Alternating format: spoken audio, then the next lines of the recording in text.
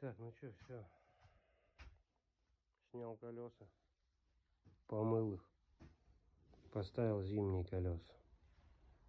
Вид, конечно, блин, рыгань полная с штампами.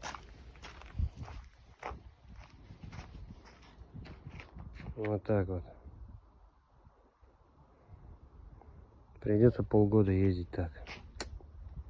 Ну что ж, подождем.